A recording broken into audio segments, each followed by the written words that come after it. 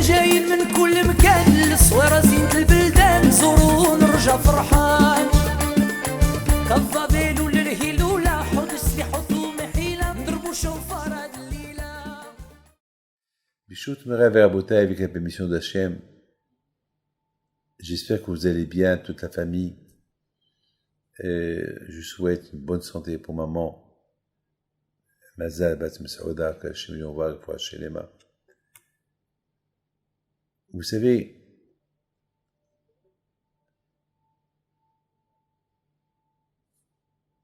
on vient de terminer la fête de Hanouka. Et bien sûr, la fête de Hanouka, c'est la fête de s'élever, Ma'alim Bakodesh. Tellement on a vu des mots de lumière qu'on a vu pendant la fête de Hanouka.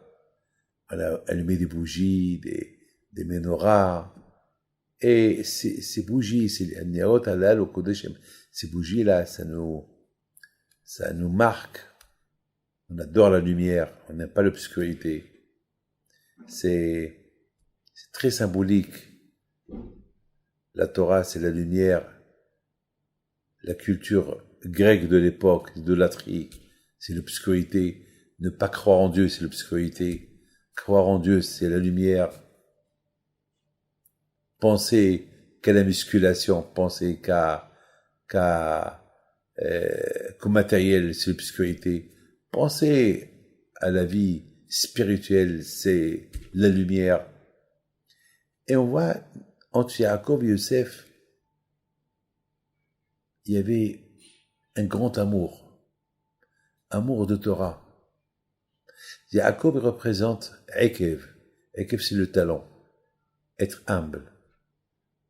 Yosef, il représente ajouter, monter, progresser, aller en avant, pas reculer. La tête. Mais n'oubliez pas qu'il y a les pieds. Vous savez, une fois j'ai entendu qu'il y a beaucoup de gens, au lieu d'avoir la tête sur les épaules et les pieds par terre, ils ont le contraire. La tête elle est par terre et les pieds à la place de la tête. Ça, c'est pas beau. N'oubliez pas ce que Yaakov Avinu est arrivé, lorsqu'il est arrivé le soulam, l'échelle, sa tête est arrivée au ciel et ses pieds ils étaient par terre. Dans la vie, il faut savoir que la tête est d'être toujours attachée à Dieu. Pensez à Dieu. Toujours voir mon Père Alav Shalom, toujours regarder le ciel. Et c'est la raison pourquoi on a une kippa sur la tête. Parce que la kippa, lorsque tu la touches, tu penses automatiquement au-delà de là, quelque chose qui est au-delà de toi, qui est Hachem. Tu regardes le ciel. Les pieds, ils sont par terre. Mais bien sûr, il y a toujours une connexion entre le pied et la terre. Parce que sans les pieds, la tête ne peut pas fonctionner. Et sans la tête, les pieds ne peuvent pas fonctionner. Il faut les deux à la fois, la tête et les pieds. Mais il faut pas que ce soit à l'envers. Les pieds dans la tête et la tête dans les pieds. Non. Il faut pas que la tête soit par terre et les pieds dans le ciel. Non. C'est que tu es à l'envers. On doit être droit. Et c'est la raison pourquoi les Avot HaKadoshim, nos parents, Abraham, Isaac et Yaakov, on les appelle Yisharim. On les appelle des gens qui étaient droits. Et sur ça, Israël, le mot Israël, c'est droit. Yachar. Yachar El. Le mot Israël, c'est les lettres de Yachar El. C'est-à-dire qu'il faut être droit dans le chemin de Dieu. Yachar El. Mais n'oublie pas, Ekev. N'oublie pas être humble. Donc, Youssef et Yaakov, c'était deux personnes ils nous apprennent une leçon extraordinaire. Que Yaakov, c'est le symbole de la Hanava, le symbole de Ekev, le symbole du talent, le symbole de être humble. Ekev, c'est le talent. Et Youssef, c'est le symbole de la tête. C'est-à-dire, il faut ajouter, il faut continuer, il faut progresser dans la Torah. Mais en même temps, il faut être humble. Donc, c'est l'idée de Yaakov et Youssef. C'est spectaculaire ce que je suis en train de vous dire. Et c'est ça, Rabotai, l'image de Hanouka. L'image de Hanouka, c'est Ma'alim Bakodesh. On commence par allumer une bougie et on continue, on progresse, et on monte jusqu'à que on arrive à 8. 8 c'est la Neshama, 8 c'est l'âme, 8 c'est la perfection, 8 c'est la Shlimut, 8 c'est le chiffre important. Les amis, dans la paracha de cette semaine, on a vu la guerre qu'il y a entre Yehuda et Yosef. Il y a eu une guerre dans cette paracha à propos de Binyamin. Yehuda, il veut à tout prix protéger Binyamin parce que Yosef, il a voulu le prendre comme otage. Et Yehuda, il se bat. Non, tu ne le prends pas comme otage, je donnerai ma vie pour lui. On Vaïgash et la Yehuda. On voit deux rois qui se disputent. Deux rois qui se disputent.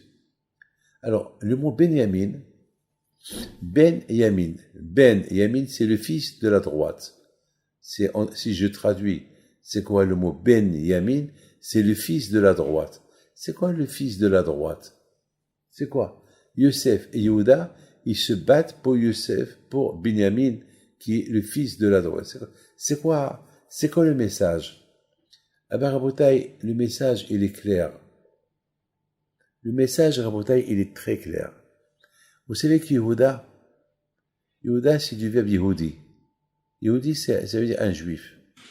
Vous savez que le mot Yehuda, il signifie aussi le nom de Dieu. Il y a dans le mot Yehuda, il y a là-bas Yud Ke Vav Ke. Il y a le nom de Akadosh Baruch Hu, non le nom Yehuda. Il y a le nom d'Hachem. Ça veut dire Yosef, comme on a expliqué, c'est d'ajouter. Ben Yamin, c'est quoi Ben? Ben, c'est le fils. Yamin, c'est la droite. On sait que la Torah, on compare la Torah à la droite. Mimino, Eshdatlamo. On compare la Torah à la droite. Ça veut dire que comme ça. Ça veut dire que c'est ça le travail du juif. Le travail du juif, s'il veut se connecter avec la Torah, il va être Ben Torah, Ben Yamin, le fils de la Torah, et il faut qu'il sache une chose, il faut qu'il ajoute toujours. Il ne faut pas qu'il stagne. Yosef, ajouter. Et c'est ça, Rabbi Yehuda, Yosef, Binyamin. Yehuda, Yosef, Binyamin. Ça veut dire, un juif, Yehuda, Yehudi, un juif, qui veut sentir Hachem, Yehuda, le nom de Dieu, en lui, il faut que ça se passe à travers la Torah, Benyamin. Il faut que ça passe à travers la Torah. C'est la Torah qui va t'aider. Sinon, tu auras un problème. Tu es juif, mais il te manque le plus important, tu n'as pas de connexion directement avec le bon Dieu. À Yosef, c'est ajouté. Et c'est ça, Rabotai, la fête de Hanouka. La fête de Hanouka, c'est la fête de la Torah, c'est la fête de la lumière, c'est la fête du judaïsme, c'est la fête d'Hachem. Et dans Hanouka, on apprend combien on doit progresser. C'est très beau ce que je suis en train de vous dire. Et c'est ça, Rabotai, ce qu'on apprend cette semaine, pas cette semaine, c'est en même temps, on vient de terminer la fête de Hanouka, et c'est en même temps la paracha de Vaïgash. Ça veut dire que, voilà le moussar, le moussar, la morale qu'on apprend de cette approche qu'il y a entre Yehuda et Yosef à propos de Binyamin. Binyamin, c'est le central. On vient dans ce monde-là, quelle est la raison? On vient dans ce monde-là pour étudier la Torah, pour être un bon juif. Très bien. Mais le plus important, c'est pas étudier la Torah, être un bon juif et croire en Dieu. Le plus important, c'est pour ne pas que tu t'affaiblis, pour ne pas que tu tombes, il faut ajouter Yosef. Ajoute, toujours, il faut toujours ajouter. Lorsque quelque chose est bonne, on ajoute. L'argent, c'est bon. Alors, on ajoute. On n'a jamais vu quelqu'un qui réduit. Lorsqu'il peut ajouter, il n'ajoute pas, il réduit. Jamais on a vu ça. Non, il faut ajouter. Mes amis, alors vous allez me dire, comment je suis juif, c'est bien. Comment je vais se connecter à Hachem à travers la Torah? Il faut ajouter comment? Mes amis, il y a le Baal Shem Tov qui dit une phrase extraordinaire. Le Baal Shem Tov, il dit que chaque juif, il a une étincelle en lui, même s'il est rachat, même s'il est Racha, il fait pas de Torah, il fait pas de mitzvot, il fait pas Shabbat, il mange pas kasher. Il y a toujours une connexion entre lui et Akadosh Baruch Hu. Tant qu'il n'est pas athée, tant qu'il ne dit pas je ne crois pas en Dieu, tant que malheureusement c'est le Sahara, de l'argent qui le pousse à faire des bêtises, il est toujours connecté. Il y a toujours une chance que ce juif-là, un jour, il peut se réveiller et retourner vers Hachem. On ne sait pas. Aboudaï, c'est quelque chose d'extraordinaire. Lorsque Yitzhak Avinu, il a voulu bénir Esav, on s'est posé la question, comment Yitzhak veut bénir Esav? Mais Esav, c'est un rachat. Alors, Aboudaï, la réponse, elle est simple. Yitzhak Avinu, il sait que Esav, il est rachat. Même que Hachem, il n'a pas voulu lui dire, comme qu'il dit le Rabbi de Lubavitch, parce que Hachem, il n'a pas voulu parler de la Shonara sur Esav. Donc, il n'a pas voulu lui dire. Malgré tout, Yitzhak Avinu, il voulait le bénir, même si c'est qu'il a rachat. Pourquoi? Parce que Yitzhak Avinu dit, bon, il est mon fils, c'est le fils de Rivka, c'est le petit-fils d'Abraham. Alors, il y a toujours une connexion, il y a toujours une étincelle entre lui et Akadosh Baruch Hu. Même s'il est athée, il peut pas être athée, beaucoup plus il croit dans la bracha. Donc, et la bracha, elle vient de Dieu. Donc, c'est pas moi qui vais le bénir, c'est Hachem qui va le bénir. Donc, il y a quelque chose qui le connecte avec le bon Dieu. Donc, Yaakov, Yitzhak Abeno, il dit, il n'est pas pire que ces traîtres qui vont sortir de Yaakov, ces juifs traîtres qui vont sortir de Yaakov, qui sont complètement hors circuit, loin de la Torah et tout. Et malgré tout, Akadosh Baruch Hu, malgré tout, ils ont fait teshuva avant leur mort, et Akadosh Baruch Hu a accepté leur teshuva. Alors, quelle différence? Quelle différence? Il y a toujours une connexion. Il y a toujours, et cette connexion-là, elle peut les apporter à s'attacher à Hachem, et après ils vont faire teshuva, après ils vont commencer à étudier la Torah, Benjamin, et après ils vont ajouter. Peut-être maintenant, ils sont au niveau le plus bas des bas, mais il y a toujours cette connexion, ce fil qui les attache avec le bon Dieu. Alors, Esav, il y a ce fil qui l'attache. Alors, pourquoi je ne fais pas la bracha?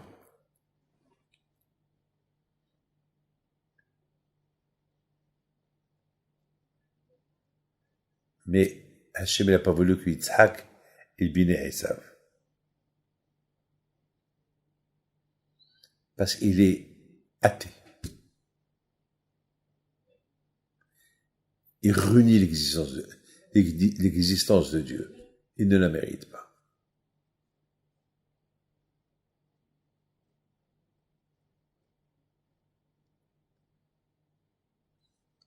Ceux qui vont sortir de Yaakov, même s'ils sont athées, ils ont une référence qui peut les aider pour faire teshuva. Abraham, Isaac et Yaakov.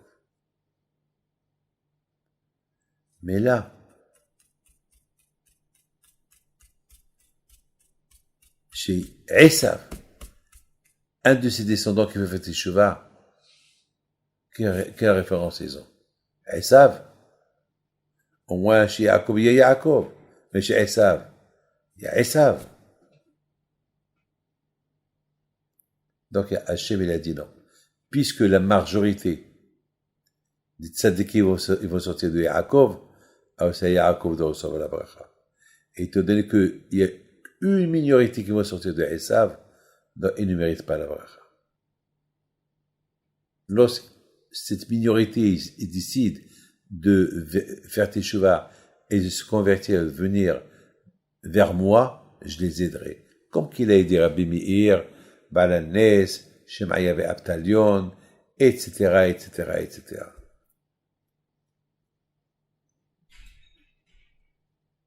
Vous voyez, mes amis, que dans la vie,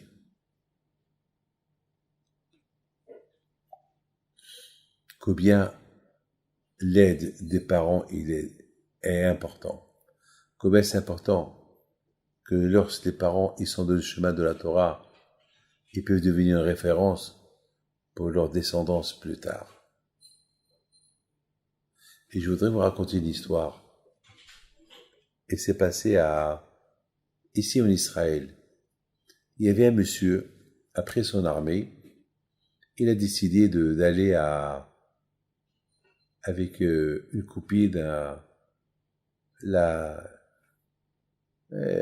en Chine, vous savez, à Bangkok,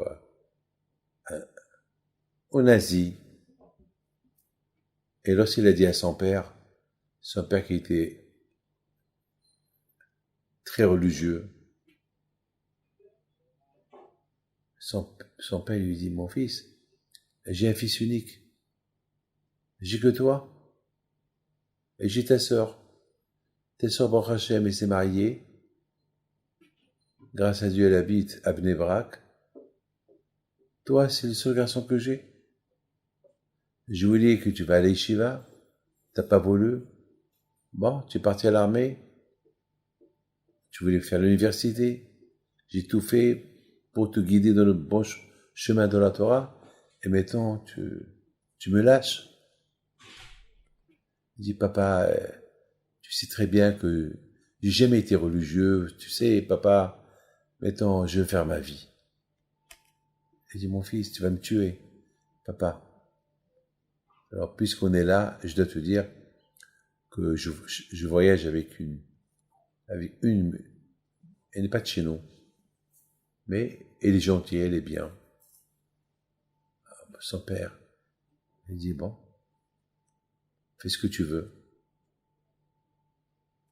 mais sache, jusqu'à que tu pars, je vais te dire, ne pars pas.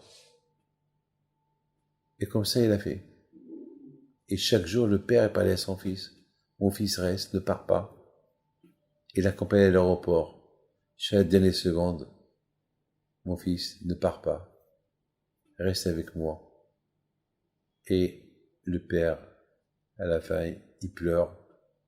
Et depuis, il n'a pas reçu ni coup de téléphone, ni lettre, ni rien du tout de son fils.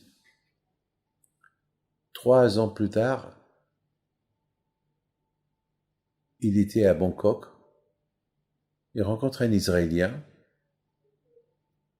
Ah, tu es tel et tel. Ils étaient les deux dans l'armée. Ah, je suis désolé pour ce qui est arrivé à ton père. Mon père? Qu'est-ce qui est arrivé? Quoi? Tu rigoles? Quoi? Tu sais pas? Quoi? Comment? Tu sais pas? Non? Ben, pour ton père, il était en train de...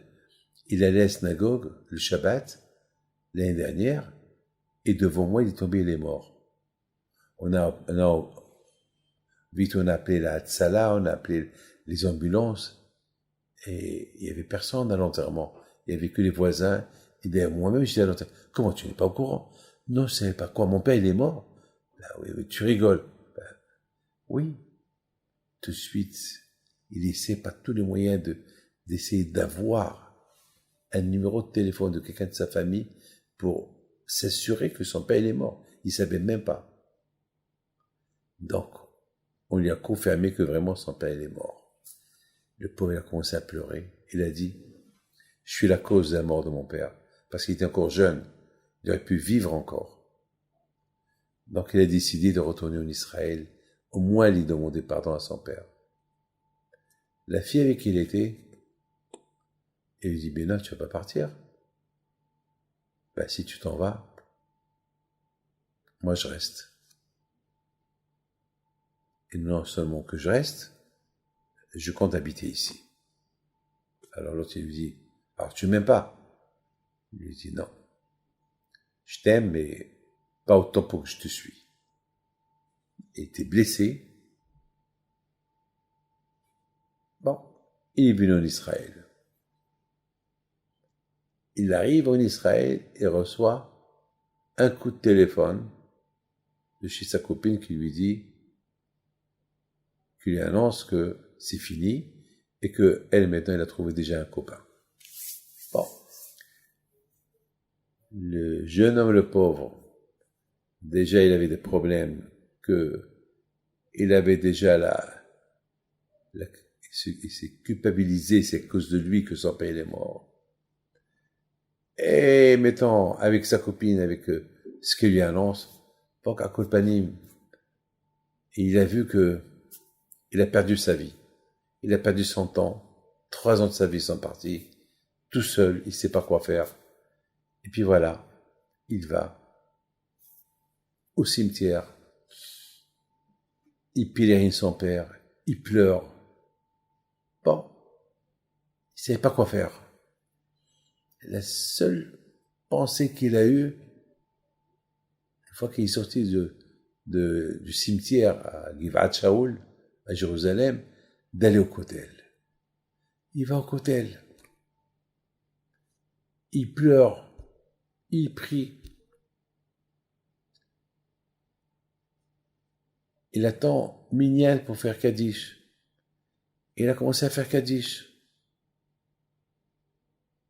Pour la première fois de sa vie qu'il fait Kaddish pour son père. Parce que déjà sa mère elle est morte avant son père. Maintenant, le Kaddish pour son père, il pleure. Mes amis, il s'est passé quelque chose d'incroyable.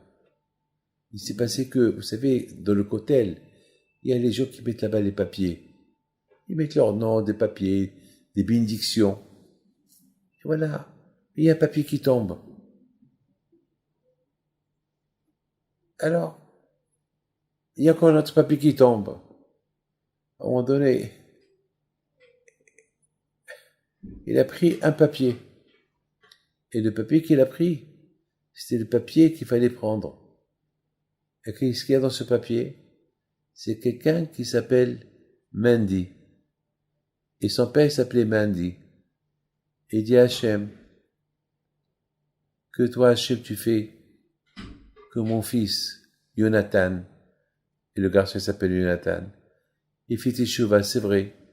Il est parti, loin de moi, il est parti en Chine, en Asie, avec il n'est pas de chez nous. Mais Hachem, tu peux tout faire. Je suis malade. Fais qu'il retourne à la Torah. Fais qu'il retourne à la religion. Fais qu'il retourne à sa source. Et fais qu'il fait Kaddish pour moi. Le fils, il dit ça, il commence à crier. Il commence à pleurer, il reconnaît l'écriture de son père. Alors il y avait là-bas le rabbin du Kotel. Il dit, qu'est-ce que tu fais? Pourquoi tu pleures? Il raconte l'histoire. Il dit, ton père, oui, je le connais, c'était un ami. Oui, Mandy, je le connais bien. Ben, c'est moi qui étais avec lui ici. C'est moi qui lui ai donné le papier. Il a écrit ce que tu es en train de lire. Il a écrit ça. Oui, je me rappelle. Mais je me rappelle pas dans quel endroit il a mis. Mais c'est la providence divine. Elle t'a aidé pour que tu trouves ce papier-là. Que ton père, il a écrit. Alors, c'est bien, mon fils, que tu es venu. Au moins, tu as accompli ce qu'il a demandé ton père dans cette lettre. Que mon fils, il retourne et me fait Kaddish. Super. Alors, mon fils, voilà, je suis là. Tu as besoin de moi, je suis là pour t'aider.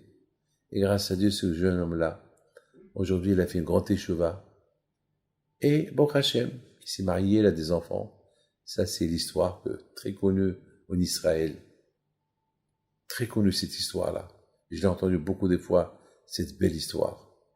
Mes amis, vous voyez, c'est ce que Yitzhak Abinu, il a senti dans les vêtements de son fils. Il a senti l'odeur des traîtres. Ces traîtres-là qui sont des juifs, qui ont lâché le judaïsme, ils ont lâché la Torah. Ils ont un potentiel de sentir bon. Ils ont un potentiel de faire teshuva. Pourquoi? Parce que il y a la source. C'est quoi la source? Il y a Yaakov. Quant à Esav, puisqu'il est mort, Racha, alors tous ses descendants, ils n'ont pas l'émouna de Hakadosh Baruch Hu. Et ceux qui vont sortir de lui, et qui vont avoir l'émouna en Hakadosh Baruch Hu, ça c'est un travail personnel que eux, ils ont fait sur eux, et là Hachem, il va les aider. C'est la raison pourquoi Hachem n'a pas voulu que Esav reçoive la bracha de Yitzhak. Mes amis, je répète, être Yehuda, il faut Benyamin, la Torah.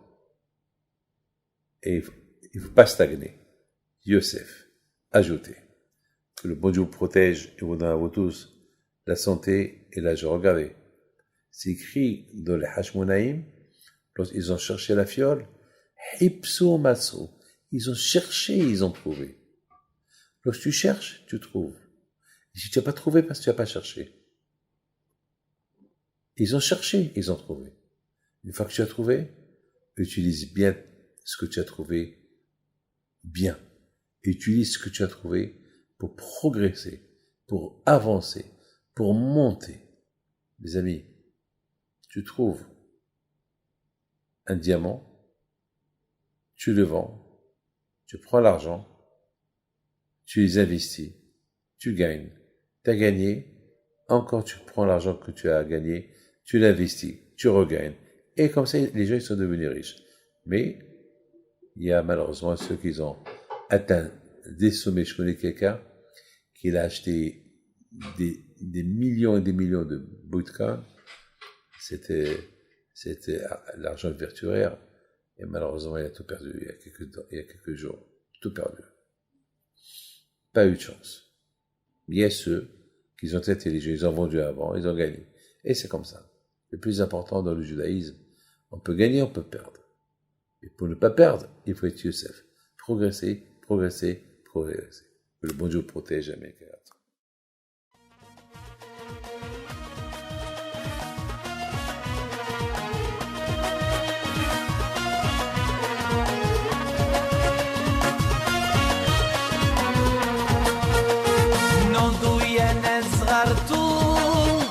على ربيع حيم بنتو وقف لنا زي خو